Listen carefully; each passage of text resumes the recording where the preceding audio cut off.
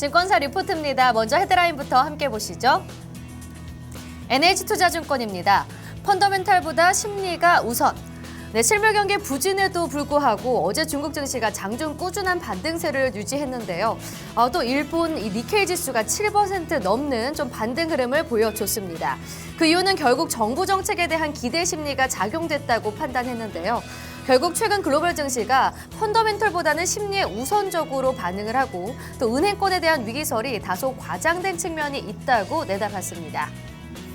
유한타증권입니다. 중국 위안화절하 압력에 따른 자본 유출 우려감 경감. 신한금융투자입니다. 삼재에서 벗어날 세 가지 조건. 통화정책 실효성 의심, 그리고 은행위기 우려, 펀더멘털 악화, 이 삼재 속의 금융시장 불안이 심화되고 있는 상황인데요. 금융시장 안정의 조건으로는 주요국 통화정책 공조, 또 은행위기 조기 차단, 펀더멘털 개선을 제시했습니다. 향후 1에서 2개월 이 중앙은행의 정책 공조와 신뢰성 회복 노력이 바로 위험자산 가격의 하단을 지지할 수 있을 것으로 판단했습니다. KDB 대우증권입니다. 국내 코코본드는 괜찮다고 전해라. 대신증권입니다. 기술적 분석, 약세장 진입에 대해 1998대 2016년 통상 주식시장이 고점 대비 20% 하락할 경우 베어마켓으로 저희가 해석을 하죠. 현재 자산시장 여건과 주식시장의 여건은 1998년과 유사하다고 판단을 했습니다.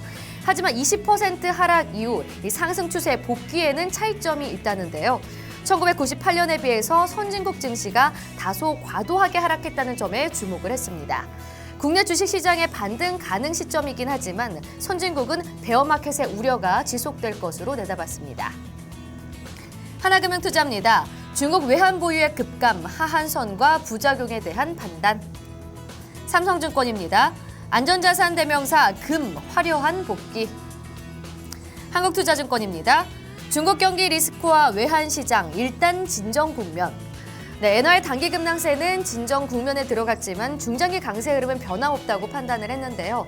한편 이 중국의 경착륙 리스크에 따른 위안화 약세는 진정 국면에 들어갔다고 판단을 했습니다.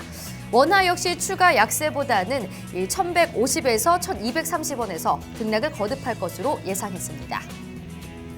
오늘의 신규 추천 종목 보시죠. NH투자증권에서 락앤락을 추천했고요. 신한금융투자에서는 농심과 동아일텍을 추천했습니다. 락앤락 추천 이유 보시죠. 국내외 사업 안정화로 추세적 매출의 회복세 국면에 들어갔다고 봤습니다. 또 2년간 진행된 영업 구조 조정으로 2016년에도 실적 개선세가 지속될 것으로 전망했습니다. 농심 보시죠. 프리미엄 라면인 짜왕과 맛짬뽕 같은 라면의 매출액 증가세가 지속되고 있다고 합니다. 또한 4년째 정체인 라면 가격 인상 가능성에 대한 기대감이 유효한 상황이라는 점에서 긍정적으로 내다봤습니다. 오늘의 추천 제외 종목 보시죠. 신한금융투자에서 GS홈쇼핑을 차익 실현으로 제외했습니다. 지금까지 데일리 리포터였습니다.